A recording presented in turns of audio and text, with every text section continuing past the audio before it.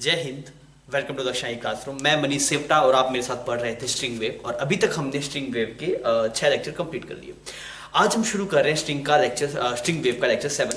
Lecture 7 को हम शुरुआत करने से पहले जितनी चीजें हमने पढ़ ली है उसके फॉर्मूले जहां जहां पे जो जो यूज हुए उसको एक बार हम क्विक रिकैप करना चाह रहे हैं, ताकि आपको मतलब ऐसा ना लगे बहुत सारी चीजें होगी। आपको एक बार दिखाया जाएगा एनालाइज करके कि भी हमने थोड़ी चीज पढ़ी है, बहुत ज्यादा नहीं पढ़ी है।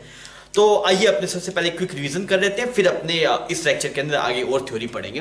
सबसे पहले आपको जैसे अगर मान लीजिए मैं बोलूं कि यार टाइम पीरियड का जो फॉर्मूला था वो क्या क्या फॉर्मूला हो सकता है, आपको खुद से सोचना है जो टाइम पीरियड था हमारे पास उसका क्या क्या फॉर्मूला हो सकता है। तो एक दूसरा से time period is equal to lambda by b, ये डेफिनेशन से आया था आपके पास लैम्डा बाई बी। फिर आप टाइम पीरियड को लिख सकते हैं 2 पाई बाई ओमेगा, अरे कोई दिक्कत नहीं, ठीक। और ये इसी टाइम पीरियड को लिख सकते हैं 1 बाई फ्रीक्वेंसी भी, बिकॉज फ्रीक्वेंसी होता है 1/t। क्लियर? तो एक तो ये सेट ऑफ फॉर्मूला हमने यूज किया था स्टार्टिंग वाले लेक्चर्स के अंदर। फिर उसके बाद में अगर हम बात करें ये के याद है आपको? हाँ, वेव के अंदर था। इसका नाम क्या था? इसका नाम भूल गया मैं, क्या नाम था इसका? This k is wave velocity, this k is wave velocity. और ये किसके बराबर आता है आपके पास में? This is omega by v या फिर 2 पाई बाय लैम्डा। तो जो वो वाले सवाल थे आपके पास में जिसमें हम कंपेयर करना खेल रहे थे कि एक वेव की इक्वेशन गिवन थी और उस वेव की इक्वेशन से पूछा बताओ इस वेव की वेवलेंथ कितनी, इतने टाइम में कितनी डिस्टेंस ट्रेवल कर लेगा, वो सब चीजें जब हमने पूछा था तो उसमें ये वाली चीजें यूज हुई थी। तो उसमें हमने कंपेयर करना खेला था। वहां से जो टर्म एक्स के पास में थी उसको के बोलते थे, अरे याद है? एक्स के साथ वाले टर्म के बोलते थे, और जो टी के साथ में टर्म थी उसको क्या बोलते थे? ओमेगा बोलते थे। फिर के ओमेगा मिल जाता, फिर हम खेल लिया करते जो खेल हमें खेलना होता था। अच्छा, अब हम बात करते हैं उसके बाद में हमें कंडीशन ऑफ ट्रैवलिंग वेव, मतलब कोई भी इक्वेशन ट्रैवलिंग वेव की इक्वेशन कब होगी ये कैसे पता करेंगे। तो हमने उसमें क्या बोला? पहली कंडीशन याद कर। ये रिवीजन तेरा हो रहा है ना, मतलब मुझे तो याद है, मेरे को दिक्कत नहीं, तो अपना रिवीजन याद होना चाहिए। तेरे लिए हो रहा है ये, तो तुझे बोलना है साथ में कि अगर मैं तुझे कोई वेव दूं और मैं तुझसे पूछूं बता ये ट्रैवलिंग वेव की इक्वेशन है या नहीं, तो कैसे चेक कर रहा था? क्या थी वो कंडीशन बता। सबसे पहली कंडीशन थी वो किसका फंक्शन होना चाहिए तेरे पास? That should be function of ax और bt का। प्लस माइनस कुछ भी आ सकता है, वो ax और bt का फंक्शन होना चाहिए। ऐसा नहीं ax स्क्वायर bt स्क्वायर, नहीं, वो ax प्लस bt का ही फंक्शन होना चाहिए। प्लस माइनस कुछ भी आ सकता है। सेकंड कंडीशन क्या थी? y should be finite, y should be finite at every value of x and T. X and T के भाई साहब दुनिया की जो कोई भी वैल्यू पुट कर लो, एक्स एंड टी की जो आप चाहे वो वैल्यू पुट कर लो, पर वाई क्या रहना चाहिए था आपके पास? फाइनाइट रहना चाहिए था। ये आपके पास सेकंड कंडीशन थी। थर्ड कंडीशन बताया, मुझे याद नहीं है, मैं तो भूल गया। थर्ड कंडीशन बता। हमें थर्ड वाली बताइए क्या था? थर्ड कंडीशन आपके पास में ये थी del two y divide by del t square is equal to v square del two y divide by del x two. पर इसका यूज नहीं करना पड़ा, मैंने बोला कभी भी हो तो आप इन दो से चेक कर लीजिएगा, और बाकी मोस्टली में सही बैठता है ये। तो हमने इस पर कुछ सवाल भी किए थे, इतना सही, ठीक है। अब हम चलते हैं डायरेक्शन ऑफ वेव पे। मान ले तू मास्टर बन गया, तुझसे पूछा गया बता डायरेक्शन ऑफ वेव कैसे समझाएगा बच्चों को, तो क्या बोलेगा? मतलब क्या चेक करें कोई वेव पॉजिटिव एक्स डायरेक्शन में जा रही है, नेगेटिव एक्स डायरेक्शन में जा रही है। अगर हम बोले ax and bt have same sign, तो कौन सी डायरेक्शन में जाएगी वेव? अगर आपके सेम साइन होंगे तो वेव कौन डायरेक्शन में जाएगी? वेव विल मूव इन कौन सी डायरेक्शन में? Negative x direction. This is negative x direction, ठीक है। अगर मैं आपको बोलूं ax and bt have opposite sign,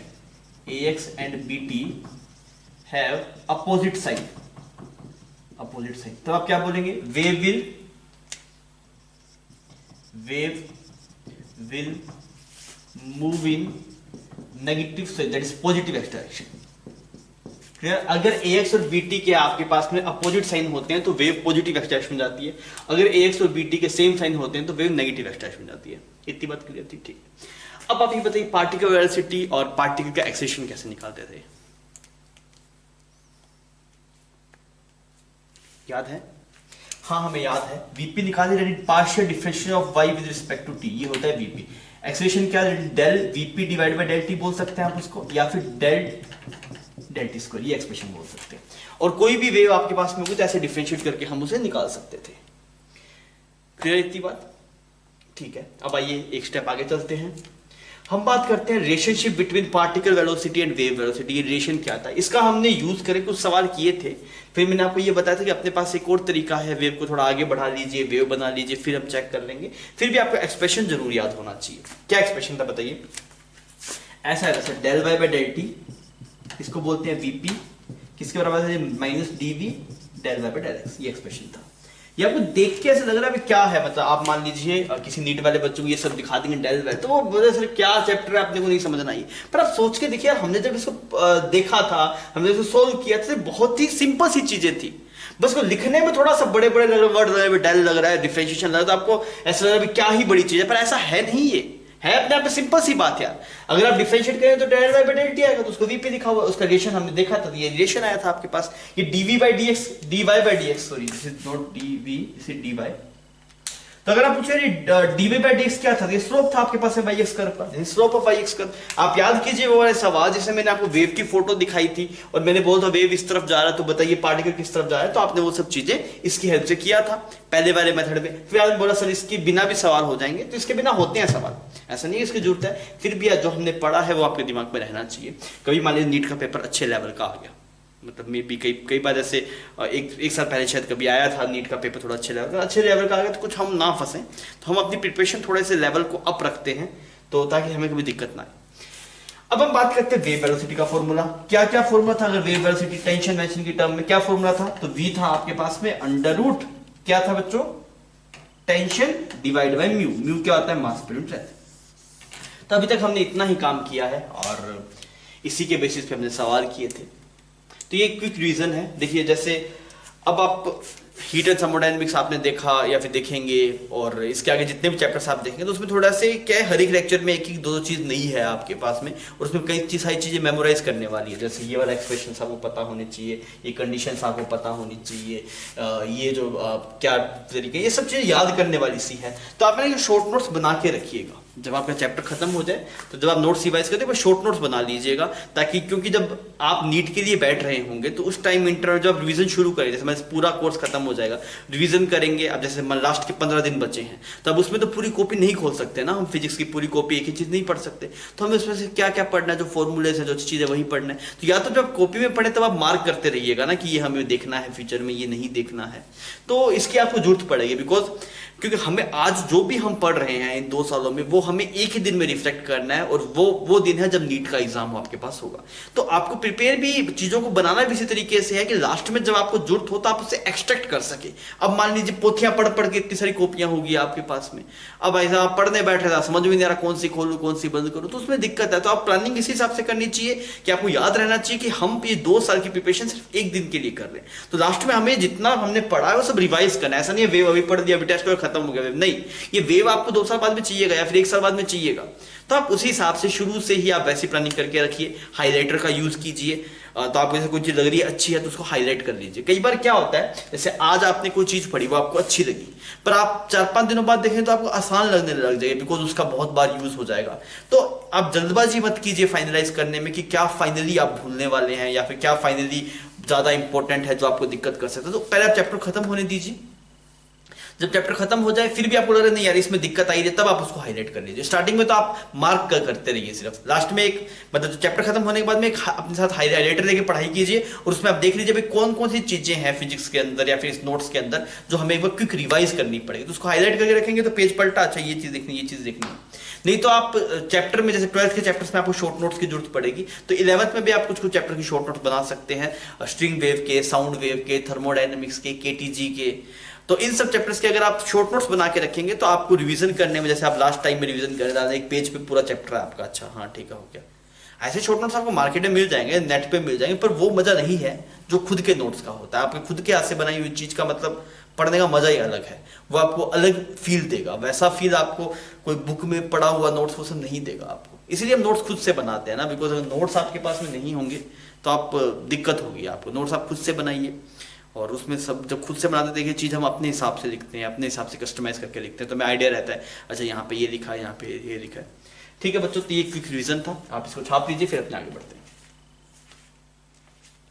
बच्चों हम रिवीजन के बाद में अभी हम बात करने वाले हैं power delivered by wave, power कितनी डिलीवर करेगा वेव। तो पहले हम पावर वर्ड को थोड़ा समझ लेते हैं। पावर क्या होता है बच्चों? पावर होता है energy per unit time. Energy per unit time, कोई चीज एक सेकंड में कितनी एनर्जी आपको दे रही है, that is named as power. कोई चीज एक सेकंड में कितनी एनर्जी दे रही है, that is named as power. जैसे मान लीजिए एक कोई हीटर है, उसकी पावर है 20 वाट, इसका मतलब कि वो एक सेकंड में 20 जूल पावर देगा।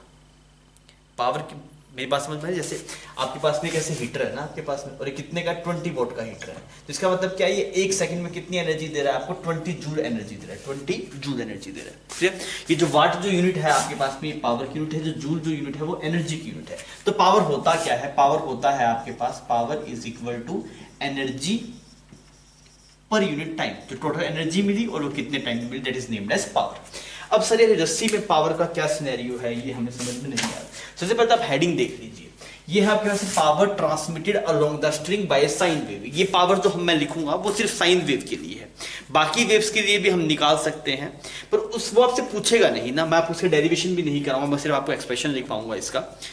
जेई में हम पूरा डेरिवेशन करवाते हैं, एक चीज लिखवाते हैं, पर आपसे नहीं पूछेगा, उसकी भी कैलकुलेशन अच्छी खासी है, और मैं कैलकुलेशन में आपको वैसे ही मैं काफी हद तक लेके चला गया, और मैं मतलब ऐसी बहुत मतलब अगर से ऐसे चाहते ना जो प्रीवियस ईयर है उतना ही करवाएं, तो उसके हिसाब से बहुत सारी चीजों को स्किप किया जा सकता था, पर अभी आप 11th में है, टाइम है, इस वजह से ज्यादा करवाया गया। तो ये पावर वाले में अच्छी खासी कैलकुलेशन है, मैं आपको वहां पे नहीं फंसाना चाहता हूं, और उसकी आपको जरूरत भी नहीं है, आपको कहीं कोई जरूरत नहीं पड़ेगी। आपको जो एक एक्सप्रेशन बताया जाएगा पावर का, वो भी रेयरली कभी कभी पूछा जाएगा आपके पास। तो हम बात कर रहे हैं वैसा पावर की, तो पावर के अंदर समझ में आ गया भाई, एक सेकंड में आपको कितनी एनर्जी मिल रही है, that is named as power. अब ये एनर्जी का क्या सिनेरियो है, ये समझ के देख। जैसे मान लीजिए मेरे पास यहाँ पे ऐसे एक रस्सी है, तो रस्सी दिखाई दे रही है, ऐसे रस्सी, वहां पे एक अपना बंदा खड़ा है, एक दोस्त खड़ा है, उसको अपने रस्सी पकड़ा रखी है, मैं भाई तू पकड़ दे, उसने पकड़ दी रस्सी। अब मैं यहाँ से ऐसे ऐसे कुछ एनर्जी दे रहा हूँ, एनर्जी तो है ये, वो डिस्टर्बेंस में आगे जा रहा है, तो किसकी फॉर्म में? एनर्जी की फॉर्म में। तो मैं यहाँ पे ऐसे उसको एनर्जी दे रहा हूँ, और वहां पे एनर्जी ले रहा है। जैसे मान लीजिए वहां से एनर्जी दे रहा है, तो मुझे भी ऐसे यहाँ पे एनर्जी मिल रही है। समझ में आ गई? आपको यहाँ पे दिखाई दे रहा है ना भाई साहब, ऐसे डिस्टर्बेंस गया, वेव जाती दिखाई दे रही है आपको, तो वेव आगे जा रही है, मैं एनर्जी दे रहा हूँ तो एनर्जी आगे जा रही है। तो मैंने उससे पूछा भाई साहब पावर कितना मिल रहा है रस्सी से, तो बोले पावर क्या होता है, वो मैंने बोला पावर होता है एनर्जी पर यूनिट टाइम। तो उसमें थोड़ा आसान शब्द तो मैंने बता, मैंने ये बोला भाई एक सेकंड में तुझे कितनी एनर्जी मिल रही है वो देख। तो उसने बोला एक सेकंड में मान लो एनर्जी को कैलकुलेट करने को मशीन लगी हुई है, एनर्जी कैलकुलेट करने की मशीन लगी, जैसे मैं पानी आ रहा है, पानी को नापने के लिए होता है बाल्टी, वैसे मैंने एनर्जी को मेजर करने की मशीन है, तो उसने उसको वो कैलकुलेट कर पा रहा है। उसने बोला यार एक सेकंड में इतनी एनर्जी आ रही है, तो मैंने बोला यही तो पावर है जो रस्सी दे रही है। मेरी बात समझ में आ गई? तो आप ऐसे ही बोल सकते हैं भाई एक सेकंड में मैं जितनी पावर दूंगा, या फिर एक सेकंड में ये वाला बंदा जितनी पावर लेगा, दोनों एक ही तो बात है भाई। रस्सी को आप एक सेकंड में जितनी पावर देंगे, रस्सी भी आगे एक सेकंड में उतनी ही पावर तो देगा, रस्सी खुद तो कुछ खाता ही नहीं है भाई। जैसे मान लीजिए ये एक रस्सी का एंड है, दूसरा एंड है, यहाँ पे आपने कुछ पावर दी 20 जूल एक सेकंड के अंदर, तो यहाँ पे इस वाले बंदे को मिलेगी कितनी? 20 जूल। भाई मैं एनर्जी करूंगा क्या, रस्सी क्या करेगी? रस्सी को कुछ नहीं करना होता। मेरी बात समझ? रस्सी तो सिर्फ मीडियम है उस एनर्जी को आगे लेके जाने के लिए, रस्सी खुद कोई एनर्जी खाता नहीं है आइडियल केस के अंदर। बात समझ आ गई? तो यहाँ पे अगर आप 20 जूल देंगे तो यहाँ पे भी कितनी मिली? 20 जूल। तो पाइप नहीं होता, इधर से पानी डाला उतना वहां पानी मिल गया, तो ये तो सेम काम है। आपने पानी डाला पाइप के उस वाले एंड में, पानी चला गया उस वाले एंड में, तो वो पाइप थी उसने हेल्प करा उस पानी को आगे फ्लो करने में। सिमिलरली स्ट्रिंग क्या कर रहा है, एनर्जी को इस वाले पॉइंट से इस वाले पॉइंट में पहुंचाने में आपकी हेल्प कर रहा है। स्ट्रिंग कुछ स्ट्रिंग ऐसे नहीं बोलता भाई मुझे एनर्जी दो, मैं एक रिश्वतखोर आदमी, मुझे एनर्जी खानी है, ऐसा नहीं है। आइडियल स्ट्रिंग की बात कर रहे हैं, पर रियल स्ट्रिंग में ऐसा नहीं होता। रियल स्ट्रिंग में अगर आप एनर्जी देते हैं तो वो नालायक स्ट्रिंग खुद भी कुछ खा जाता है, तो आगे थोड़ी भेजता है वो, क्योंकि उसकी शेप मतलब वो बहुत सारी एक रियल लाइफ में जो आपके स्ट्रिंग रहती है उसमें बहुत सारे लॉसेस हो जाते हैं, पर आइडियल केस में हम कोई लॉस मान रहे नहीं है।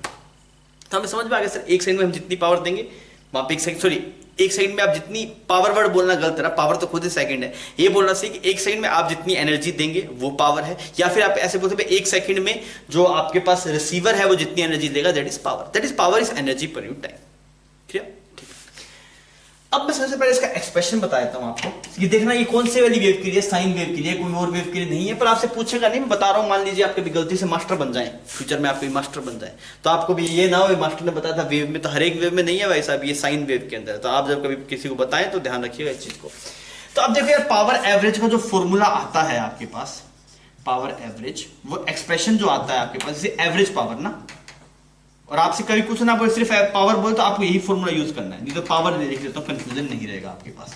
पावर इसका फॉर्मूला होता है half mu v A square omega square. ये होता है पावर का फॉर्मूला आपके पास, एवरेज पावर का, half mu v A square omega square. याद करने का तरीका बता देता हूँ कैसे याद करते हैं। ये हो गया यूवी, इसको याद करो यूवी, यूवी मतलब युवराज सिंह, ठीक है, यूवी मतलब युवराज सिंह, युवराज सिंह आओ आओ, ऐसे बोलो युवराज सिंह आओ आओ आओ, ए ओमेगा को आओ, फिर वापस दो बार लिखना है ना A omega, because A square omega square, तो आप ऐसे बोलो यूवी आओ और आओ, तो क्या हो गया mu v A square omega square. और पूरा युवराज सिंह नहीं बुलाना, आधा बुलाना है, पूरा युवराज सिंह कोई काम का नहीं है, तो हमें यहाँ पे हाफ चाहिए। ऐसे याद कर सकते हैं, ऐसे ही बता रहा हूँ आपको, वैसे याद हो जाए मुझे कोई दिक्कत नहीं है। आप ऐसे याद करें यूवी आओ आओ, यूवी यू मतलब म्यू वी, ठीक है, आओ आओ, ये ए ओमेगा को आओ बोल रहे थे, ए ओमेगा दो बार बोलना ना, आओ आओ, तो ए स्क्वायर ओमेगा स्क्वायर हो जाएगा। तो ये तरीका वैसे आपको बता दिया, अगर आप याद करना चाहें तो, पर कुल मिला के वैसे इस एक्सप्रेशन का रट्टा मारना है, रट्टा मारना है, प्योर रट्टा मारना, कोई दिक्कत नहीं है उसके अंदर।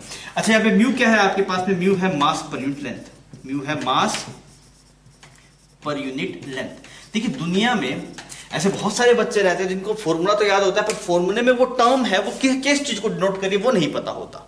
तो जब भी आप कोई चीज याद कर रहे हैं, मान लीजिए किसी नोट्स में कोई चीज रिवाइज कर रहे हैं, तो आपको फॉर्मूला जब याद आता है तो रुकिए एक बार, रुक के खुद से पूछिए इस फॉर्मूले जो टर्म्स है क्या एक एक टर्म हमें क्रिस्टल क्लियर है, अगर वो क्लियर है तभी आप आगे बढ़िए। तो म्यू हो गया आपके पास मास पर यूनिट लेंथ, वी क्या हो गया बच्चों, वी क्या होगा यहाँ पे wave velocity, v is wave velocity, अरे क्लियर। ए क्या हो गया आपके पास में एम्पलीट्यूड, ए क्या हो गया एम्पलीट्यूड, समझ में आ गया। और ओमेगा क्या हो गया आपके पास में, that is angular frequency, angular velocity, या फिर इसका एंगुलर फ्रीक्वेंसी बोलते हैं।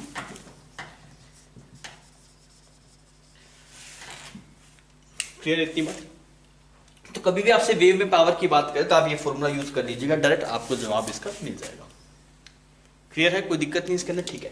यार पावर मतलब एनर्जी पर यूनिट टाइम, तो एनर्जी यार कौन कौन सी एनर्जी है रस्सी में, अगर मान लीजिए मैं थोड़ा सा आपको कुछ दिखाने की कोशिश करूं, मतलब जरूरत नहीं है वैसे उसकी, उसको नहीं पूछेगा, फिर भी थोड़ा आइडिया तो ले लेते हैं थोड़ा सा बेसिक। अब मैं थोड़ा समझते हैं कि सर यार ये पावर, पावर तो आप ले आए यार, पावर का मतलब है एनर्जी मिल रही है, तो एनर्जी कौन कौन सी एनर्जी के फॉर्म में है, तो दो फॉर्म्स में एनर्जी मिलती है, एक होता है काइनेटिक एनर्जी और एक होता है पोटेंशियल एनर्जी। भाई यहाँ पे जो पावर ट्रांसमिट हो रहा है, जैसे पावर में जैसे मान लीजिए जैसे वेव बनाया आपने, क्लियर, ऐसे एक वेव है आपके पास में, ये वेव ऐसे जाके कुछ ऐसे करे, कुछ ऐसे आके प्रोपेगेट हो रहा है आपके पास, ठीक है। अब सोच के देखिए यार, मैं यहाँ पे सोर्स है, ये सोर्स इसको ऐसे अप एंड डाउन मूव करवा रहा है, तो ये एनर्जी दे रहा है, सोर्स क्या कर रहा है एनर्जी दे रहा है, और एनर्जी यहाँ पे ऐसे प्रोपेगेट हो रही है।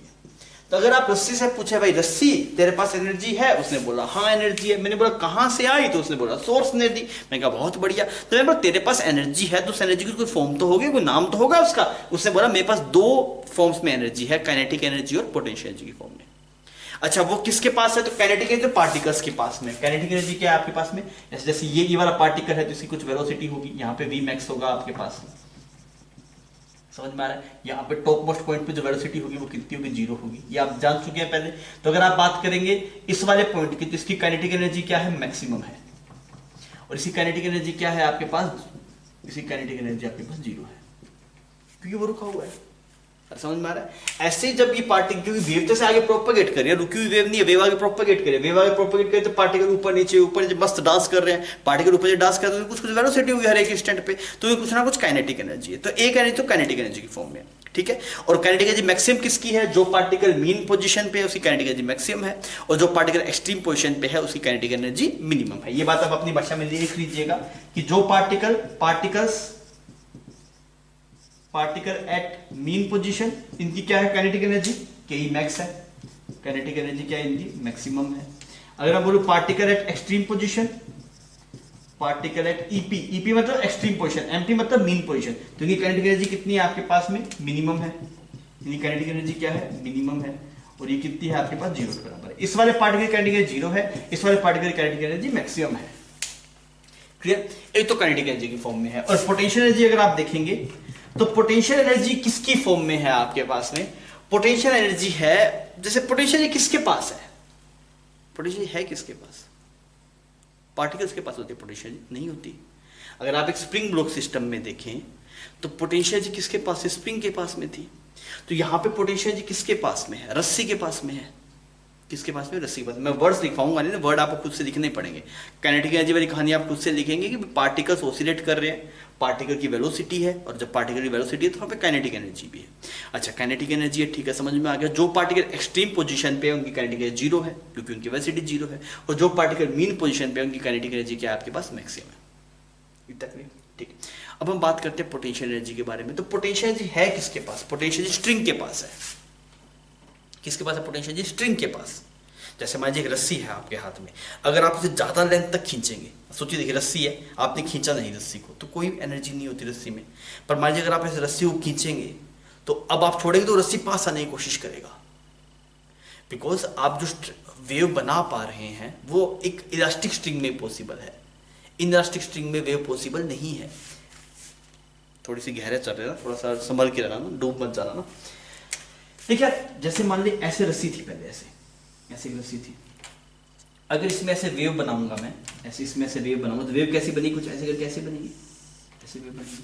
तो पहले इस रस्सी की लेंथ कुछ इतनी थी, अब इस रस्सी की लेंथ बढ़ गई ना, बिकॉज ये वाला पार्ट एक्स्ट्रा आ गया। पहले सिर्फ इसकी इतनी लेंथ थी, अब ये पार्ट एक्स्ट्रा आ गया।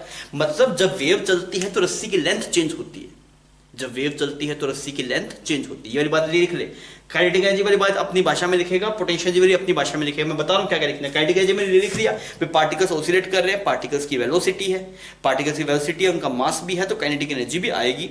एक्सट्रीम पोजीशन पे काइनेटिक एनर्जी मैक्सिमम और मीन, सॉरी, एक्सट्रीम पोजीशन पे काइनेटिक एनर्जी 0 और मीन पोजीशन पे काइनेटिक एनर्जी मैक्सिमम। ठीक है, ये बात होगी। अब हम बात कर रहे हैं पोटेंशियल एनर्जी की। तो सबसे पहले क्या, ये एक बात तो ये लिखी है क्या, कि जो वेव है वो सिर्फ इलास्टिक स्ट्रिंग में प्रोपेगेट करेगी। इलास्टिक स्ट्रिंग मतलब जिसकी लेंथ में चेंज हो सके। अगर कोई रस्सी ऐसी है जिसकी लेंथ में चेंज नहीं हो सकता, उसमें वेव प्रोपेगेट ही नहीं कर सकती। क्यों प्रोपेगेट नहीं कर सकती? बिकॉज जब भी वेव चलेगा तो उसकी लेंथ कुछ बढ़ेगी ना। पहले रस्सी ऐसे थी, अब ये रस्सी ऐसे, लेंथ बढ़ गई ना आपके पास में, और पूरी वेव अगर बनाऊंगा तो पूरी वेव ऐसे ऐसे कुछ बनेगी। अब सोच के देखिए, लेंथ बढ़ रही है रस्सी की, ये बात समझ में आ रही है? तो लेंथ अगर चेंज हो रही है तो वेव सिर्फ किस में चल सकती है? इलास्टिक स्ट्रिंग में। ये बात आप लिखेंगे क्या, कि वेव सिर्फ इलास्टिक स्ट्रिंग में प्रोपेगेट कर सकती है, नॉन इलास्टिक में वेव चल नहीं सकती। क्यों? क्योंकि आपके पास में लेंथ चेंज हो जाएगी। जो रस्सी की लेंथ है वो जब वेव प्रोपेगेट करे तो वो लेंथ चेंज हो जाएगी। अगर आपके पास में इलास्टिक स्ट्रिंग लगे तो लेंथ चेंज नहीं हो सकती, तो वो सिनेरियो ही नहीं रहा आपके पास में। क्लियर? ठीक है, अब इतनी बात आपने नोट कर ली भाई, क्लियर है ये बात? ठीक है। और उससे पहले हमने क्या बात की थी भाई, जो एनर्जी आपके पास में दो फॉर्म्स में, kinetic energy, potential energy. Kinetic energy की हम चर्चा कर चुके थे, पोटेंशियल एनर्जी भी हम चर्चा कर रहे हैं, और इस चर्चा में इतनी बात निकल के आई है अभी सामने। अब और देखिए आप, और हमें ये समझ में आता है कि यार अगर पोटेंशियल एनर्जी कुछ क्या है, मतलब पोटेंशियल एनर्जी किसके पास में है? पोटेंशियल एनर्जी रस्सी के पास में है। ये वाली बात लिखेंगे, पोटेंशियल एनर्जी किसके पास में है? रस्सी के पास में है, स्ट्रिंग के पास में पोटेंशियल एनर्जी है। क्या लिख ली ये बात? अच्छा, पोटेंशियल एनर्जी स्ट्रिंग के पास में है तो किस फॉर्म में? देखिए अगर आप याद करेंगे स्प्रिंग ब्लॉक सिस्टम, तो ऐसा था स्प्रिंग ब्लॉक सिस्टम। यहाँ पे स्प्रिंग हुआ करता था, यहाँ पे ब्लॉक हुआ करता था। पार्टिकल ऐसे उसी इधर होता था, मीन पोजीशन पे होता था, स्प्रिंग में कोई एक्सटेंशन नहीं होता था। जैसे ही पार्टिकल यहाँ पहुंच जाता था तो स्प्रिंग में एक्सटेंशन हो जाया करता था, और स्प्रिंग के अंदर पोटेंशियल एनर्जी स्टोर हो जाया करती थी। यहाँ पे जो पोटेंशियल एनर्जी स्टोर होगी वो किस में होगी? रस्सी में होगी। Here potential energy will be stored in string. ठीक है जी, बात समझ में आ गई? अब आप सोच के देखिए, एक मैं आपको इलास्टिक स्ट्रिंग दूं। इलास्टिक स्ट्रिंग मतलब जो इलास्टिक नहीं होते, आपने लाइफ में इलास्टिक देखे हैं। अब उस इलास्टिक को ज्यादा खींचेंगे तो उसमें पोटेंशियल ज्यादा, कम खींचेंगे तो उसमें पोटेंशियल एनर्जी कम। सही बात है भाई, ज्यादा खींचेंगे तो पोटेंशियल ज्यादा, कम खींचेंगे तो पोटेंशियल एनर्जी कम। तो अगर अब आप पोटेंशियल एनर्जी को एनालाइज करेंगे तो आपको बहुत बढ़िया चीज दिखाई देगी, जो आपके मतलब आपको जो फील हो रहा है उसके जस्ट अपोजिट होगा। देखिए अगर आप बात करते हैं पोटेंशियल एनर्जी की, तो क्या होता है आपके पास में? यहाँ पे ऐसे रहता है आपके पास, ऐसे ऐसे ऐसा कुछ वेव फॉर्म रहा आपके पास। अब देखिए, अगर मैं आपसे पूछूं इस वाले पार्टिकल में एक्सटेंशन कितना है, यहाँ पे इस वाले पार्टिकल का एक्सटेंशन देखा तो इसकी पहले लेंथ भी ऐसी थी, अब भी लेंथ ऐसी ही है। समझ में आ रहा है भाई? इस वाले पार्टिकल को अगर आप ऑब्जर्व करेंगे तो इस वाले, देखिए रस्सी के इस एलिमेंट को देख रहा हूं मैं, रस्सी के पहले यहाँ पे जो लेंथ थी वो इतनी थी, अब भी देखिए इतनी ही है। इसकी लेंथ में कोई चेंज नहीं आया। अगर आप इस वाले पार्टिकल को एनालाइज करेंगे, इस वाले पार्टिकल को, तो आपको क्या दिखाई देगा? पहले इस रस्सी की लेंथ थी इतनी, और अब इस रस्सी की लेंथ कैसी होगी? ऐसी होगी। भाई जहां पे ज्यादा एक्सटेंशन होगा वहां पोटेंशियल ज्यादा होगी। अब देखिए इस वाले केस में अगर आप देख रहे हैं, इसको नाम पोजीशन ए बोल देता हूं, इसको कुछ पोजीशन बी बोल देता हूं। तो हमें क्या समझ में आना है? अब आपको क्या लिखना है? पोजीशन ए के बारे में लिखेंगे, पहले आप सुन लीजिए, फिर वापस दिखाऊंगा आपको। अब क्या आप खुद दिखेंगे ना। पोजीशन ए के बारे में हम क्या लिखेंगे, हम ये लिखेंगे मतलब पोटेंशियल एनर्जी किससे लिंक्ड है, चेंज इन लेंथ से लिंक्ड है। अगर चेंज इन लेंथ ज्यादा होगी पोटेंशियल ज्यादा होगी, चेंज इन लेंथ कम होगा पोटेंशियल जी कम होगा। तो अगर मैं यहां पे देखूं इस वाले केस में, तो यार जितनी इसकी इनिशियल लेंथ थी, इनिशियल रस्सी ऐसे थी आपके पास में, ये जो पार्ट है दिस इज इनिशियल स्ट्रिंग, तो इनिशियल ये स्ट्रिंग का पार्ट ऐसा था, अब भी ये पार्ट ऐसा ही है। तो अगर आप इस वाले पोजीशन कोरस्पोंडिंग देख रहे हैं इतनी छोटी सी रस्सी के अंदर, तो इसके अंदर कोई पोटेंशियल एनर्जी नहीं है। तो पोजीशन 1 में जो रस्सी थी उसकी लेंथ इनिशियल और फाइनल केस में सेम है। देखिए इनिशियल फाइनल केस में ये कर्व है ना छोटा सा, इसको देखेंगे तो इसकी और इसकी लेंथ क्या है आपके पास सेम है। समझ में आ रहा है। तो अगर आप देखें पोटेंशियल पोजीशन 1 पे अगर आप बात करेंगे तो चेंज इन लेंथ कितना है, चेंज इन लेंथ कितना आपके पास 0 है। और अगर आपके पास चेंज इन लेंथ 0 है तो potential energy of string element at a वो भी कितना हो जाएगा, 0 हो जाएगा। बात समझ में आ गई। पोटेंशियल किससे डायरेक्टली लिंक्ड है, चेंज इन लेंथ से। हम इस छोटे से एलिमेंट की बात करें, इस छोटे से एलिमेंट की लेंथ में चेंज नहीं दिखाई दे रहा है मुझे इसके, और ठीक है इतनी बात समझ में आ गई। अब सुन, अगर मैं पूछूं इस वाले पोजीशन बी की अगर हम बात करें, अगर हम चर्चा करें पोजीशन बी के बारे में, तो यहां पे लिख देते हैं, ये अलग ये रस्सियां खत्म हो गई ना, पोजीशन बी की बात करता हूं, पोजीशन बी। तो पोजीशन बी में देखिए इनिशियल लेंथ कुछ ऐसी थी, इतनी सी लेंथ थी इनिशियल, और फाइनल लेंथ देख भाई साहब कितनी बड़ी होगी यार, मेरी बात समझ में आ रही है। तो अगर आप बात करें पोजीशन बी में, तो इनिशियल लेंथ छोटी सी थी, फाइनल लेंथ देखिए ये इनिशियल लेंथ थी, ये फाइनल लेंथ है। तो इसमें जो डिफरेंस आ रहा है चेंज इन लेंथ वो अच्छा खासा आ रहा है आपके पास, और अगर डिफरेंस अच्छा खासा आ रहा है इसका मतलब पोटेंशियल एनर्जी भी अच्छी खासी आएगी। बात समझ में आ गई। तो अगर आप बात करेंगे position b, change in length of string element is maximum, change in length of string element is maximum, so potential energy of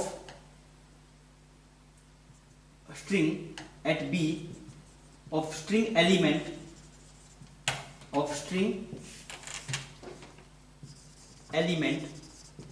at position B is maximum। आप देखिए जो जैसे रस्सी का ये वाला एलिमेंट था, इसे कोरस्पोंडिंग जो रस्सी का पार्टिकल है वो टॉप मोस्ट पोजीशन पे, जब टॉप मोस्ट पोजीशन पे जा रहा है तो उसमें जो चेंज इन लेंथ आ रहा है वो आपके पास में नहीं आ रहा है, दैट इज 0।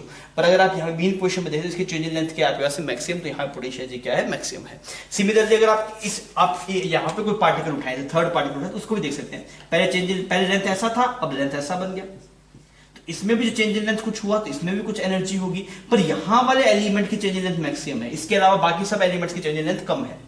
जैसे जैसे आप यहां पे देख रहे हैं मीन पोजीशन वाला पार्टिकल, उसमें चेंज इन लेंथ मैक्सिमम है, आगे जा रहे हैं वो कम हो रहा है, टॉप मोस्ट वाले की तो कुछ चेंज इन लेंथ ही नहीं है, यहां पे देख रहे हैं तो फिर वो वापस बढ़ता जा रहा है। तो हर एक एलिमेंट में कुछ ना कुछ चेंज इन लेंथ है, एक्सेप्ट वो पार्टिकल जो एक्सट्रीम पे हैं आपके पास। ये तो थी कहानी। अब सुनिए कंक्लूजन, जिसकी आपको स्ट्रेट फॉरवर्ड सवाल आ सकता है, थ्योरेटिकल सवाल आएगा कभी। काइनेटिक एनर्जी कौन से पार्टिकल्स की मैक्सिमम होती है? काइनेटिक एनर्जी उन पार्टिकल्स की मैक्सिमम होती है जो कहां पे है आपके पास में मीन पोजीशन पे है। पोटेंशियल एनर्जी किसकी मैक्सिमम होती है? वेव के अंदर पोटेंशियल एनर्जी भी उन्हीं पार्टिकल्स की मैक्सिमम होती है जो मीन पोजीशन पे है। जो एक्सट्रीम पोजीशन पे है उसकी पोटेंशियल एनर्जी 0 है। यही अजीब है। एसएचएम में इसका उल्टा होता है। एसएचएम में अगर आप देख रहे थे तो पार्टिकल जब मीन पोजीशन पे होता है तो काइनेटिक एनर्जी मैक्सिमम होती है, पोटेंशियल 0 होती है। जब एक्सट्रीम पे होता है काइनेटिक एनर्जी 0 होती है, पोटेंशियल एनर्जी मैक्सिमम होती है। पर यहाँ पे दुनिया बदल गई। यहाँ पे क्या आपके पास में काइनेटिक एनर्जी भी उन्हीं पार्टिकल्स की मैक्सिमम है जो मीन पोजीशन पे हैं, और पोटेंशियल एनर्जी भी उन्हीं पार्टिकल्स की मैक्सिमम है जो आपके पास है मीन पोजीशन में। This concept is ultra important. ये आपको पूरी कहानी समझ में आ गई, बहुत बढ़िया। फिर भी मान लीजिए सर क्या बात ध्यान रखनी है, किससे सवाल आ सकता है, इस बात से सवाल आ सकता है, वो ये पूछ सकता है कि स्ट्रिंग के अंदर जब एक ट्रेवलिंग वेव की आप बात कर रहे हैं, जब एक ट्रेवलिंग वेव के अंदर जो पार्टिकल्स मीन पोजीशन पे हैं उनकी काइनेटिक एनर्जी मैक्सिमम है। सही बात या गलत बात? सही बात, सही। अगर मैं पूछूं कि जो पार्टिकल मीन पोजीशन पे है उसकी पोटेंशियल एनर्जी मैक्सिमम है, ये बात भी सही है क्या? हाँ, ये बात भी सही है। मतलब काइनेटिक एनर्जी और पोटेंशियल दोनों ही मैक्सिमम है कौन से पार्टिकल्स की जो मीन पोजीशन पे है, और दोनों ही 0 है कौन से पार्टिकल्स की जो एक्सट्रीम पोजीशन पे है। This is important concept. ये अजीब है, ये डिफरेंट है थोड़ा सा ना। तो यहां पे आप पहले इतनी कहानी को छाप लीजिए ना, फिर मैं आपको बता देता हूं। इसको मैं मिटा रहा हूं ना, इसको आप छाप लीजिए, इससे पोर्शन को मिटा रहा हूं। तो हमने यहां पे जो सीखा, जो हमें ज्ञान मिला वो ज्ञान क्या है, देखिए इतने पोर्शन से जो हमें ज्ञान मिला वो ज्ञान क्या है आपके पास, in travelling wave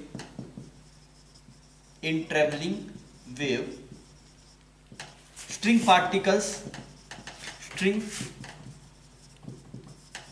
particles which are at mean position have maximum kinetic energy and maximum potential energy। Clear, ये वाली बात हमने सीखी है। यहाँ पे खतरा मेंशन कर लो, क्या खतरा है कि ये अजीब है, ये कुछ उल्टा हो गया, ये उल्टा हो गया, जस्ट उल्टा हो गया, किसका, एसएचएम का उल्टा, एसएचएम का उल्टा, जो एसएचएम में होता है तो जस्ट अपोजिट केस चल रहा है ना आपके पास, तो आप कहीं फंस ना जाए, इस वजह से इस बात को ध्यान रखिएगा कि काइनेटिक एनर्जी और पोटेंशियल दोनों ही उस पार्टिकल की मैक्सिमम होगी जो कहां पे है आपके पास में, मीन पोजीशन पे। किसकी बात हो रही है, ट्रैवलिंग वेव। इसके बाद में एक और वेव भी पढ़ेंगे हम फ्यूचर में, दैट इज स्टेशनरी वेव, उसमें अलग कहानी है, अभी हम ट्रैवलिंग वेव की बात कर रहे हैं। क्लियर। और अगर आप जो पार्टिकल्स, फिर इसके बाद आप लिख सकते हैं अपनी भाषा में या फिर आप चाहे तो इंग्लिश में लिख लीजिए कि जो पार्टिकल्स आपके पास एक्सट्रीम पोजीशन पे, जैसे एमपी इज मीन पोजीशन ना, मीन पोजीशन। अगर हम बात करेंगे at extreme position particle, for extreme position particle, for EP मतलब extreme position, for extreme position particle kinetic energy is 0 and potential energy is 0। Clear है, कोई दिक्कत नहीं, ठीक है। एक सीक्रेट आप जान सकते हैं, वैसे आपको यूज नहीं होगा, बाई चांस कभी पूछ ले कुछ, आप जेईई का सवाल देखेंगे तो क्या पता कभी यूज हो जाए। अगर वेव साइनोसॉइडल है ना, तो जो काइनेटिक एनर्जी आती है वही पोटेंशियल एनर्जी आती है हर एक टाइम पे। देखिए जब काइनेटिक एनर्जी 0 तो दोनों 0, काइनेटिक एनर्जी मैक्सिमम तो दोनों मैक्सिमम, तो दोनों की वैल्यू भी सेम आती है। यहाँ पे जो के आता है ना, के मैक्स वही आता है आपके पास से पी मैक्स के बराबर, दोनों की वैल्यू सेम आती है। भाई ये बात ठीक है, भाई दोनों सेम पोजीशन पे मैक्सिमम हो रहे हैं पर दोनों की वैल्यू भी सेम आती है। किसके अंदर बात कर रहा हूं, सिर्फ इन साइन वेव, हर एक इंस्टेंट पे। मान लीजिए आप किसी बीच का इंस्टेंट है, जैसे आप ये तो अभी आपने सिर्फ एक्सट्रीम के और मीन की बात की, आप इस वाले पॉइंट पे देखेंगे तो इस वाले पॉइंट में जितनी काइनेटिक एनर्जी है उतनी ही पोटेंशियल एनर्जी होती है, इस वाले की जितनी काइनेटिक एनर्जी उतनी ही पोटेंशियल एनर्जी होती है। बात समझ में आ गई। तो देख मेन जो सबसे पहली बात, तो पावर से सवाल आना थोड़ा सा रेयर ही है, मतलब मुश्किल पूछेगा। पावर में भी एक्सप्रेशन पूछा है, सिर्फ power is half mu v A square omega square, हमने याद किया हाफ यू वी आओ आओ। और उसके बाद में ये इसमें सिर्फ एक बात ये पूछ सकता है, ये जो बात बताई इसमें से कभी कुछ पूछ रहे थ्योरेटिकल में भी, तो बस वो थोड़ा ध्यान रखिएगा कि काइनेटिक एनर्जी कहाँ पे मैक्सिमम होती है, पोटेंशियल एनर्जी कहाँ पे मैक्सिमम होती है। ठीक है, इसके अलावा आपको ज़्यादा नहीं फंसाएगा। मैं बता देता हूँ कहाँ से सवाल आता है, आप प्रीवियस उठाए देखेंगे। एक तो आता है इक्वेशन से सवाल, ठीक है, और एक इसका सबसे लास्ट वाले पार्ट है उससे सवाल आता है। इन दो पार्ट से सवाल आता है, बीच वाले से कम पूछा जाता है। फिर भी यार हमारे पास में टाइम है और हम रिस्क नहीं ले सकते, क्योंकि एक सवाल की अहमियत आप एग्जाम में जानते हैं। लोग जो आदमी 4 नंबर से मिस करता है, 3 नंबर से मिस करता है, उसको एक सवाल की वैल्यू पता होती है। तो हम रिस्क नहीं लेना चाहते, वी हैव सफिशिएंट टाइम, तो हम उनको ढंग से करेंगे, कोई भी चीज़ हम छोड़ेंगे नहीं। ठीक है, छाप लीजिए बच्चों। अभी हम बात कर रहे हैं, हम पावर की बात कर चुके हैं ना, पावर आया half mu v A square omega square. अभी हम बात करें इंटेंसिटी की। यार इंटेंसिटी क्या होता है, पहले तो ये वर्ड क्लियर होना चाहिए। मतलब मुझे पता नहीं आपको पहले पढ़ा है कि नहीं पढ़ा, शायद मेरे हिसाब से नहीं पढ़ा होगा। तो अपने आप थोड़ा इंटेंसिटी बिल्कुल बेसिक से अपने इसको पढ़ लेते हैं ना इंटेंसिटी को। इंटेंसिटी प्रैक्टिकल लाइफ में तो यूज़ होता है। जैसे मैं पूछूं भी किसी चीज़ की इंटेंसिटी कितनी है, किसी चीज़ की इंटेंसिटी कम है ज़्यादा, मतलब समझ में आ रहा है कुछ। मतलब जैसे मैं बोलूँ यहाँ पे लाइट की इंटेंसिटी ज़्यादा है या फिर कम है, बल्ब जलाया उसके पास में लाइट की इंटेंसिटी ज़्यादा है, बल्ब से दूर लाइट की इंटेंसिटी कम है। ऐसे इंटेंसिटी वर्ड सुना हुआ है ना, ऐसा नहीं कि पहली बार जीवन में सुना, इंटेंसिटी वर्ड सुना हुआ है। क्या है ये इंटेंसिटी? पावर से थोड़ा लिंक्ड है आपके पास में। पावर क्या बताता है? पावर बताता है एनर्जी पर यूनिट टाइम। अब एनर्जी पर यूनिट टाइम बता दिया, पर यार और बढ़िया अगर आप एनालिसिस करता है चीज का तो आप इंटेंसिटी पूछिए, इंटेंसिटी कितना है। पावर से बढ़िया टर्म है इंटेंसिटी, और वो ज्यादा बेटर क्राइटेरिया देता है। समझाता हूं क्या, एक बात समझना ना। मान ले कि एक रीजन है वहां पे ना, एक यहाँ पे ऐसा एक रीजन है, मतलब ये बोर्ड पे एक रीजन है ना, और यहाँ पे ऐसे एक बड़ा रीजन है। ये पूरा बोर्ड एक रीजन है और इस बोर्ड पे गोलाबारी हो रही है, मतलब बुलेट्स चल रही है। मान लीजिए वहां पे कुछ टेररिस्ट बैठे हैं, वो बुलेट्स मार रहे हैं। समझ में आ रही है? इस पूरे बोर्ड पे मतलब पूरे यहाँ पे पूरी फायरिंग चल रही है बढ़िया ढंग से। अब मैंने बोला यार एक रीजन तो ये वाला है, एक रीजन ये वाला है, ये दो रीजन मैंने यहाँ पे रखे। समझ में आ रही है मेरी बात? मतलब यहाँ पे पूरी दीवार पे हो रही है, तो मैंने बोला यार मुझे इतने रीजन में बता, आप मुझे बताइए इस रीजन का नाम रखा रीजन ए, इस नाम का इसका रीजन का रखा रीजन बी, इसका नाम है रीजन ए, इसका नाम है रीजन बी। मैं पूछ रहा कहाँ पे गोलाबारी ज्यादा है, ये मैं चेक करना चाहता हूँ। मतलब वैसे ही मुझे डाटा पूछा गया तो बता रहा हूँ वैसे कहाँ पे गोलाबारी ज्यादा है, मतलब कहाँ पे फायरिंग ज्यादा हो रही है। तो इसमें मैंने क्या देखा, इसमें यहाँ पे देखा कि एक सेकंड में इस पे कुछ 10 बुलेट्स लगा। एक सेकंड कितना बुलेट लगा, इस पे कुछ 10 बुलेट लगा। इसका जो ये साइड था वो 1 मीटर था, ये साइड भी 1 मीटर था। सिमिलरली इसमें ये साइड थी वो 2 मीटर थी, इसमें साइड कितनी थी 2 मीटर थी। अच्छा मैंने यहाँ पे देखा तो एक सेकंड में यहाँ पे कुछ 15 बुलेट्स लगा, 15 बुलेट्स लगा या फिर 12 बुलेट्स लगा, हमारे 12 बुलेट्स। समझ आ रही मेरी बात? अब आपको ये बोला जाए भाई साहब इस वाले रीजन में यहाँ पे जो आपके पास फायरिंग हो रही है, वहां पे फायरिंग हो रही है, तो हमें कुछ आइडिया फैक्ट्स मिल गए क्या एक सेकंड में इस वाले रीजन पे जो बुलेट्स लग रही है वो 10 बुलेट्स है, वहां पे एक सेकंड में 12 बुलेट्स लग रही है। अब मैं आपसे पूछूं बताओ पावर क्या, मतलब पावर क्या लग रही है पर सेकंड जैसी टर्म है। अगर आप पूछो बुलेट पर सेकंड कितनी है, बुलेट पर सेकंड, तो आप बोलेंगे सर इस वाले रीजन में बुलेट पर सेकंड है 10, इस वाले रीजन में बुलेट पर सेकंड 12। एक सेकंड में यहाँ पे 10 बुलेट्स लग रही है, वहां पे 12 बुलेट्स लग रही है। तो आपको अगर आप किसी डाटा बताएंगे भाई साहब एक रीजन में यहाँ पे 12 बुलेट्स है, यहाँ पे 10 बुलेट्स है, तो बोलेगा अच्छा यहाँ पे ज्यादा खतरा है, यहाँ पे कम खतरा है। भाई उसको ज्यादा क्या पता, इतने में एक सेकंड में इतने रीजन में 12 बुलेट्स लग रही है, इसमें इतने रीजन में कुछ 10 बुलेट्स लग रही है। अब मैंने पूछा भाई कहाँ पे, मैं इतना बता के अगर पूछूं कहाँ पे गोलाबारी ज्यादा, कहाँ पे मतलब फायरिंग ज्यादा हो रही है, तो वो आदमी सिर्फ इसको देख के नहीं बता सकता। कैसे बताया वैसे, यहाँ पे एक सेकंड में कितनी बुलेट्स लग रही है 12 बुलेट्स लग रही है, यहाँ पे सेकंड में कितनी बुलेट्स लग रही है 10 बुलेट लग रही है, तो उसको देखिए लगेगा अच्छा यहाँ पे आपका फायरिंग ज्यादा हो रही है। पर आप सोच के तो देखिए इसमें 1 मीटर स्क्वायर एरिया में कितना लग रहा था 10 बुलेट पर सेकंड, और इसमें अगर आप देख रहे हैं तो 4 मीटर स्क्वायर में कितनी बुलेट्स लग रही है 12 बुलेट पर सेकंड। अब आप बताइए कौन सा एरिया ज्यादा डेंजरस है, ये ज्यादा डेंजरस है, ये ज्यादा डेंजरस है, ये वाला ज्यादा डेंजरस है, ये है क्या? अगर आप ऐसे देख के बोले भाई साहब इसमें 12 बुलेट्स लग रही है, इसमें 10, सिर्फ क्या इसको देख के बोलेंगे तो आपको चमकेगा अच्छा ये ज्यादा डेंजरस है। पर अगर आप एक्चुअल फैक्ट देखेंगे तो आपको दिखाई देगा यहाँ पे तो 1 मीटर स्क्वायर में 10 बुलेट्स है और यहाँ पे 4 मीटर स्क्वायर में 12 बुलेट्स है। तो यहाँ पे 1 मीटर स्क्वायर में कितनी बुलेट आएगी आपके पास में 3 बुलेट पर सेकंड, 3 बुलेट पर सेकंड। पर यहाँ पे 1 मीटर स्क्वायर में कितने 10 बुलेट पर सेकंड। तो कौन सा एरिया ज्यादा डेंजरस है, ये वाला एरिया ज्यादा डेंजरस है। पर एक सेकंड बुलेट यहाँ पे ज्यादा लग रही है, तो आपको समझ में आया सर ये चीज मतलब एक पूरा फैक्ट नहीं बताती भाई एक सेकंड में कोई चीज क्या हो रहा है, वो पूरी कहानी नहीं है। अगर आप ये पता कर रहे हैं 1 सेकंड, दैट इज अगर मुझसे कोई पूछे भी कौन सा एरिया ज्यादा डेंजरस है, तो मुझसे मैं पूछूं मुझे ये बता कि 1 सेकंड में पर मीटर स्क्वायर कितनी बुलेट आ रही है वो बता। सिर्फ ये नहीं पूछ रहा 1 सेकंड में कितनी बुलेट्स आ रही है, मैं ये पूछ रहा हूं 1 सेकंड में पर मीटर स्क्वायर कितनी बुलेट्स आ रही है। तो इसमें 1 सेकंड में पर मीटर स्क्वायर 10 बुलेट्स आ रही है और इसमें 1 सेकंड में पर मीटर स्क्वायर कितनी बुलेट आ रही है 3 बुलेट्स आ रही है। तो ये ज्यादा खतरनाक है वो कम खतरनाक है। पर अगर आप सिर्फ किसी को इतना ही फैक्ट बताते कि इस वाले रीजन में 1 सेकंड में 10 बुलेट्स लग रही है, उसमें 1 सेकंड में 12 बुलेट्स लग रही है, तो उसको चमकेगा अच्छा वो ज्यादा डेंजरस है। पर एक्चुअल में ऐसा नहीं है। तो हमें समझ से पावर कहानी को खत्म नहीं करता है, पावर सिर्फ इतना बता के छोड़ देगा, पर इससे तो बात कंप्लीट नहीं हुई ना, इससे तो आप जज नहीं कर पाएंगे ना। तो पावर से बेटर टर्म हो गया आपके पास में इंटेंसिटी। अच्छा क्या होता है सर इंटेंसिटी? इंटेंसिटी आपके पास में देखना से देखना इस चीज को, इंटेंसिटी होता है आपके पास that is power divide by area, power divide by area, this is named as intensity.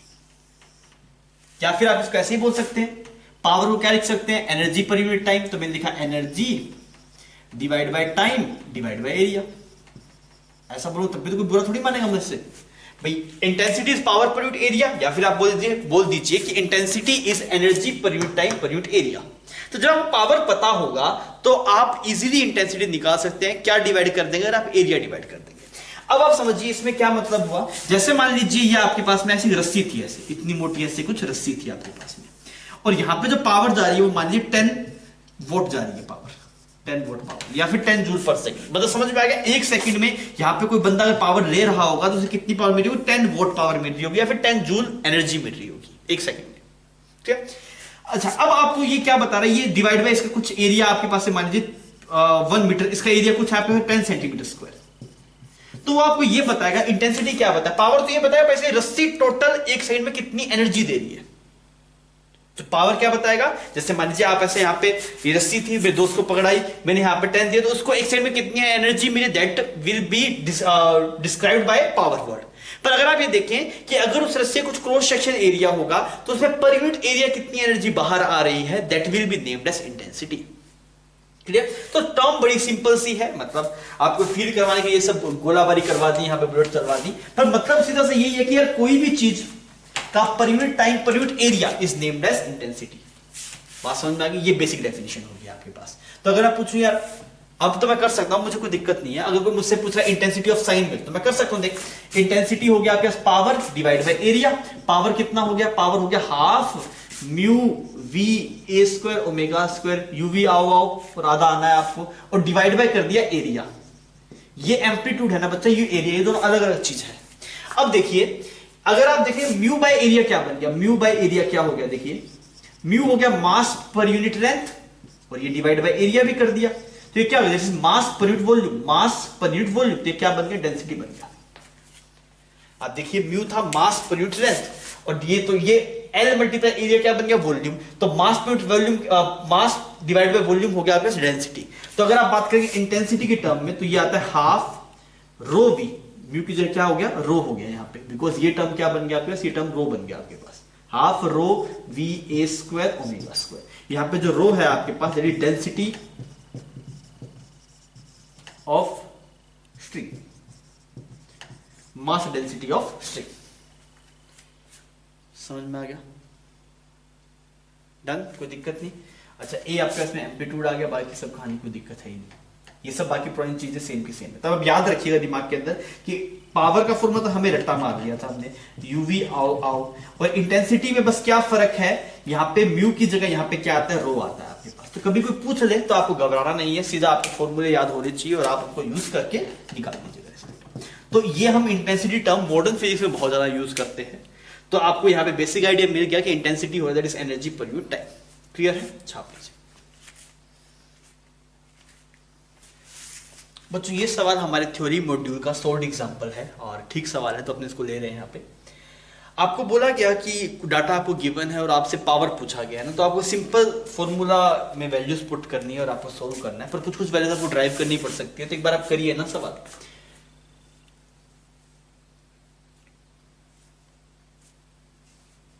करके बताइए कितना है।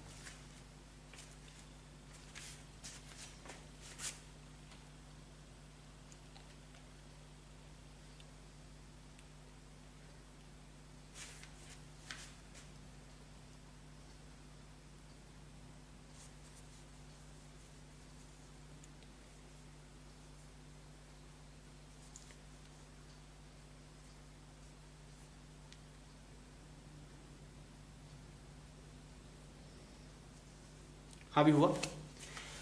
तो बोलेंगे क्या पूछा क्या है सवाल में, क्या क्या गिवन है, a string with mass density this, ये मास डेंसिटी अब यूनिट देखिए that is mass per unit length है ना ये, तो ये आपके पास म्यू है, तो म्यू गिवन हो गया मुझे, म्यू की लिख दी 5 मल्टीप्लाई 10⁻² kg पर मीटर, ऐसा कुछ बोल दिया। टेंशन सवाल में गिवन है 80 न्यूटन है। कई बार हो सकता है मास रस्सी का अच्छा खासा फिर भी टेंशन सेम रखी हो, ऐसा हो सकता है स्ट्रिंग को ओरिजेंटल रखा हो ऐसे ना, तो वो हो सकता है। टेंशन 80 न्यूटन है। पावर कितनी पूछ रहा है, इतनी बात कर रहा है। फ्रीक्वेंसी गिवन है, ये हर्ट्ज वाली फ्रीक्वेंसी, ये ओमेगा है कि कैपिटल एफ है, this is capital F, this is 60 hertz. अच्छा एम्पलीट्यूड कितना है आपके पास में, 6 सेंटीमीटर, बहुत बढ़िया।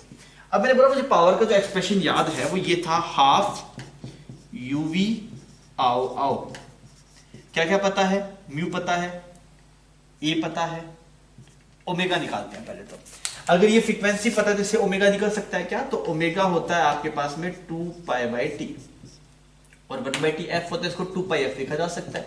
तो ओमेगा 2πf होता है, तो 2πf के लिए कितनी की 60, दैट इज 120 पाई सब रेडियन पर सेकंड आ जाएगा आपके पास, इस एंगुलर फ्रीक्वेंसी, तो ओमेगा निकल जाएगा। अब वेलोसिटी निकालता हूं यार, वेलोसिटी का एक्सप्रेशन क्या आएगा, वेलोसिटी आएगा √t/μ, तो ये भी बात बन जाएगी।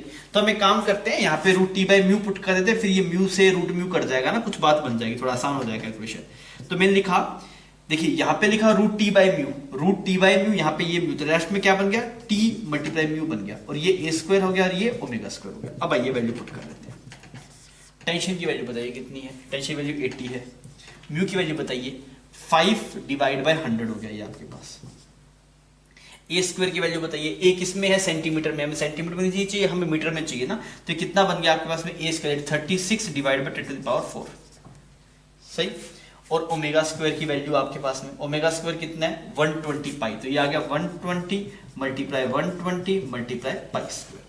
अब आपके हाथ में कैलकुलेशन है, आप इस कैलकुलेशन कर लीजिए, थोड़ा सा कैलकुलेटिव है हल्का सा। अब ये सोल्व कीजिए, कितना आ रहा है आपके पास में। इसका आंसर जो कैलकुलेट करने के बाद में आपके पास में आता है दैट इज 512 वॉट, 512 वॉट। समझ में आ गई बात, कोई दिक्कत नहीं। तो 512 वाट आपके पास में आ रही है पावर यहाँ पे निकल के। तो सिंपल सवाल था, फॉर्मूला बेस्ड था। तो पावर इंटेंसिटी दोनों स्ट्रेट फॉरवर्ड सवाल रहते हैं, कभी आए तो आप सीधा फॉर्मूला लगाइए, कभी जैसे मान लो ये नहीं गिवन ये गिवन, कुछ इधर उधर इंटरचेंज किया हुआ हो तो आप वहां से सोल्व कर सकते हैं। ठीक है, छाप लीजिए। मतलब ये भी आपके पास में थ्योरी मॉड्यूल का सवाल है आपके पास, और सवाल अच्छा है ना। सवाल आप पहले खुद पढ़ लीजिए ना, एक बार आप सवाल पढ़ लीजिए और थोड़ा समझ लीजिए, फिर अपने इसको थोड़ा डिस्कस करते हैं। इसके सवाल में भी कुछ अच्छा है, मतलब अगर आप कुछ और आप इंटरप्रेट करेंगे बट चीज कुछ और है, एक बार आप खुद से एक बार समझ के देखिए सवाल।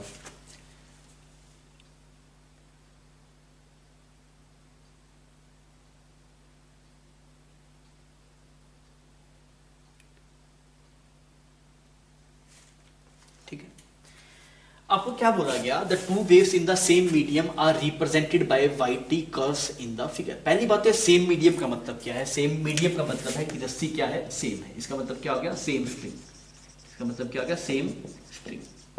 ठीक है, इसका मतलब ये हो गया। अच्छा, रिप्रेजेंटेड बाय वाई कर्व, आपको दिख रहा है ये वेव है, मतलब ऐसे ऐसे वेव, पर एक्चुअली वेव होती है वाई एक्स कर्व में शो होती है। मतलब अगर वेव चल रही है, आपने टाइम को फिक्स कर दिया, हम ऐसे कहते हैं चलती हुई फोटो लेते हैं तो फोटो ऐसे बनती है। तो ये वाई कर्व है, ये वाई एक्स कर्व नहीं है, ये वेव की फोटो नहीं है, ये वेव की फोटो नहीं है आपके पास में। ये तो किसी पार्टिकल डिस्प्लेसमेंट दिखा रहा होगा। भाई आपने एक्स फिक्स किया तभी ना आप वाई कर्व बना पा रहे हैं, ये तो नहीं बनेगा ना। वाई एक्स, अगर आप टाइम फिक्स करें तो वाई एक्स कर्व बनता, आपको वाई एक्स कर्व का आदत है, पर ये वाई एक्स कर्व भी वाई टी कर्व जैसा दिखा है, इसका मतलब ये नहीं कि वेव है, ये वेव नहीं है, ये किसी एक पार्टिकल डिस्प्लेसमेंट दिखा रहा है, up and down up and down up and down, ऐसा नहीं है ये ऐसे वेव है, ये वेव नहीं है। मतलब ये जो ग्राफ में जो बन रहा है ये यहाँ पे स्ट्रिंग नहीं है। जैसे वाई एक्स कर्व में जो बनता था वो स्ट्रिंग की फोटो बनती थी, ये स्ट्रिंग की फोटो नहीं, ये पार्टिकल डिस्प्लेसमेंट बता रहा है टाइम के साथ में, किसी एक पार्टिकल को फिक्स कर रखा है, उसका डिस्प्लेसमेंट बता रहा है। पहले वो पार्टिकल मीन पे था, वो पार्टिकल ऊपर गया, तो यहाँ पे आप गए तो टाइम बदल रहा है, सिर्फ पोजीशन तो वही है। तो यहाँ पे मान लीजिए एक ऐसे रस्सी थी, ऐसी रस्सी थी, ये इस रस्सी को शो नहीं कर रहा। अब रस्सी पे कोई एक पॉइंट है, अब उसका डिस्प्लेसमेंट शो कर रहा है। अच्छा, इनिशियल पार्टिकल यहाँ पे था, अभी आगे जा रहे तो ऊपर ऊपर ऊपर गया, ठीक है, फिर वापस नीचे आया, नीचे नीचे, यहाँ पे कम डिस्प्लेसमेंट हुआ, फिर देखिए फिर डिस्प्लेसमेंट नेगेटिव में नीचे गया, फिर ऐसे ऊपर गया। तो पार्टिकल डिस्प्लेसमेंट शो कर रहा है टाइम के साथ में, ऐसा नहीं कोई रस्सी का शो कर रहा है, रस्सी को शो नहीं कर रहा, आपको लग रहा है ऐसा। ठीक है जी, तो एक बात ये चीज अच्छी थी इसमें, एक बार इसको अटेम्प्ट भी करना चाहिए, तो आप पहले अटेम्प्ट कर लीजिए, फिर मैं इसको करके दिखाता हूं ना आपको।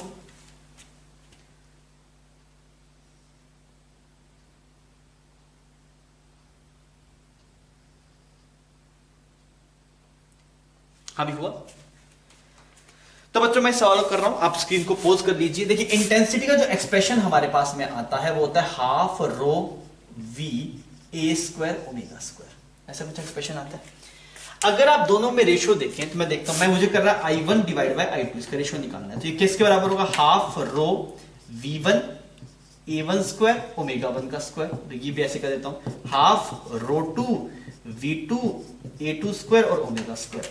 अब देखिए यार क्या क्या सेम है, अगर रस्सी सेम है तो रो सेम है, rho 1 is equal to rho 2, because रस्सी सेम है आपके पास। अब सवाल बोलेगा सेम मीडियम, मतलब सेम रस्सी है तो सेम टेंशन में रहेगी, एक ही रस्सी है आपके पास, उसमें टेंशन और वो सब चीजें सेम रहेगी, तो वेलोसिटी भी क्या रहेगा, सेम रहेगा। क्यों वेलोसिटी सेम रहेगा, velocity root t by mu, रस्सी सेम है तो उसमें टेंशन वही होगा जो दूसरे पहले वाले में था, और म्यू एक ही रस्सी है तो कोई दिक्कत ही नहीं है आपके पास में। ठीक है जी, एम्पलीट्यूड आपको दिखाई दे रहा है, ओमेगा भी आप यहां से देख सकते हैं। ओमेगा होता क्या है, ओमेगा होता है 2 पाई बाय टी, सही है। तो अगर आप देखेंगे ओमेगा 1, तो इसका टाइम पीरियड अगर हम मान लें यहां तक कुछ टी टाइम मान लें, तो इसका टाइम पीरियड टी है तो इसका 2t है। अगर आप बात करेंगे वेव 1 का जो टाइम पीरियड है, वेव 1, तो वेव 1 देखिए कितने टाइम बाद रिपीट हो रही है, यहां से चलना शुरू हुई है, इतने टाइम बाद रिपीट हो रही है, तो कितना टाइम हो गया, यहां इसको टाइम को टी माना, 2t टाइम हो गया, और छोटे वाली वेव का टाइम पीरियड इतने टाइम बाद रिपीट हो रहा है। तो अगर आप बोलेंगे वेव 1 का, तो इसका जो टाइम पीरियड है आपके पास है वो कुछ मान लीजिए हमने टाइम पीरियड, तो वो आ गया इसका 2t, क्लियर, बड़े वाली वेव का। और अगर आप बात करें छोटे वाली वेव की, तो वेव 2 की अगर आप बात करेंगे तो इसका जो टाइम पीरियड आएगा वो कुछ टी आएगा। तो टाइम पीरियड आपको दिखाई दे रहा है ना, टाइम पीरियड क्या होता है, वो टाइम जिसके बाद पार्टिकल का मोशन रिपीट हो रहा है। तो पार्टिकल ऐसे जंप कर रहा है तो इसका मोशन रिपीट हो रहा है इसके बाद में, तो इसका टोटल टाइम पीरियड हुआ ये मान लो टी। तो इस बड़े वाले का अगर आप देखेंगे तो इतने टाइम बाद रिपीट हो रहा है, तो टाइम कितना आपके पास में 2t। तो आपने लिखा ω1, तो आप यहां पे कर पाएंगे ना। अब देखिए ये हाफ रो वी उड़ गया आपके पास। A1 की वैल्यू देखते हैं, A1 की वैल्यू है 5, तो यहां पे ये 5 का स्क्वायर बना, तो ये बन गया 25। ओमेगा को अगर आप देखेंगे that is 2 pi divide by time period की वैल्यू कितनी है हमारे पास में 2t का स्क्वायर डिवाइड बाय करेंगे। अच्छा इसका एम्पलीट्यूड देखा आपने, इसका एम्पलीट्यूड कितना है आपके पास में 2 का स्क्वायर इट इज 4, यहां पे आ गया 2 पाई बाय इसका टाइम पीरियड कितना आ गया इसमें t का स्क्वायर। अब देखिए क्या क्या साफ हो रहा है, 2 पाई t इतना एक्सप्रेशन साफ हो गया आपके पास। तो यहां पे बना 25 डिवाइड बाय 4 और ये वाली वैल्यू आई 1/4 दैट 25/60। ये आपके पास में इंटेंसिटीज का रेशियो आ रहा है 25/60। क्लियर, समझ में आ गई बात। तो देखिएगा वेव वेलोसिटी अलग चीज है ना आपके पास में। लोगों को लगता है सर इसका अगर ओमेगा वेरी करे तो वेव वेलोसिटी वेरी करे। वेव वेलोसिटी ओमेगा पे डिपेंडेंट नहीं है, वेव वेलोसिटी आपके पास में किस पे डिपेंडेंट है आपके पास, दैट इज टेंशन और मास पर यूनिट लेंथ पे। अगर रस्सी सेम होगी, टेंशन सेम होगी, तो कोई भी फ्रीक्वेंसी जनरेट कर लीजिए, फर्क नहीं पड़ेगा। क्लियर, छाप लीजिए बच्चों। थ्योरी का सवाल है, ट्रू फॉल्स का सवाल है, वो ट्रू और फॉल्स स्टेटमेंट बताने हैं। हम थ्योरी में इसकी चर्चा कर चुके हैं, फिर भी ये कई बार पूछ लेगा तो आपका से नाइस वैसे करवाया गया। पढ़ लीजिए expressions. Potential energy of string particle is minimum at mean position, kinetic energy of string particle is minimum at mean position. बताना कौन सा सही है कौन सा गलत है, ये आपको बताना है।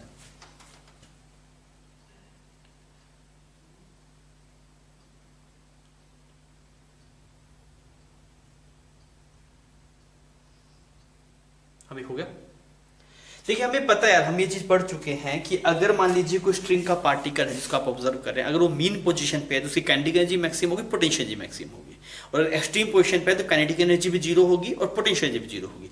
और मैंने बताया साइनसॉइडल वेव के अंदर सीक्रेट आपको बताया था कि हर एक इंस्टेंट पे काइनेटिक एनर्जी और पोटेंशियल एनर्जी की वैल्यू क्या आती है, सेम आती है। तो अब पूछेंगे the potential energy of string particle is minimum at mean position में, गलत बात, ऐसा नहीं है। मीन पोजीशन पे मैक्सिमम आता है। काइनेटिक एनर्जी मिनिमम है मीन पोजीशन पर, गलत बात। काइनेटिक एनर्जी दिखता है, काइनेटिक एनर्जी शो बिल्कुल दिखाई भी देता है आपको कि पार्टिकल जब मीन पोजीशन पे आता है वेलोसिटी मैक्सिमम है। फिर क्या बोला गया, potential energy is maximum at mean position, potential energy is maximum at mean position, सही बात। क्योंकि जब मीन पोजीशन पे होता है जो डिस्प्लेसमेंट है आपके पास, जो चेंज इन लेंथ है वो क्या है आपके पास, मैक्सिमम है। फिर इसने क्या बोला, the kinetic energy of string is maximum at mean position, सही बात। फिर बोला at any instant kinetic energy is equal to potential energy for any string particle, ये वाली बात भी सही है। तो ये आपके पास एक्सप्रेशन है। क्लियर। तो एक और बात हम कर लेते हैं, फिर हम इस लेक्चर को खत्म करेंगे। देखिए आपके पास जो रस्सी में जो वेव वगैरह रहती है तो उसकी वेव की एम्पलीट्यूड नहीं पूछा जाता, वेव नहीं पूछा। मोस्टली तो प्रैक्टिकल लाइफ में आप देखें तो फ्रीक्वेंसी पूछता है, कितनी फ्रीक्वेंसी की वेव है। आपको बोलती है 100 हर्ट्ज की वेव है, 200 हर्ट्ज की वेव है। तो फ्रीक्वेंसी जनरली प्रैक्टिकल लाइफ में ज्यादा यूज होता है। अगर आप जैसे कोई एक्सपेरिमेंट कर रहे हैं, आपको चीज देखेंगे, या फिर आपके पास कोई ऐप है जो वेव जनरेट करता है, तो उससे फ्रीक्वेंसी पूछा कितनी फ्रीक्वेंसी की वेव चाहिए। तो frequency is a important term in the terms of waves. तो फ्रीक्वेंसी आपको समझ में आता है, फ्रीक्वेंसी क्या होता है, फ्रीक्वेंसी होता है 1 बाय टाइम पीरियड। और 1 बाय टाइम पीरियड क्या होगा, टाइम पीरियड होगा 2 pi by omega, that is omega bye 2 pi.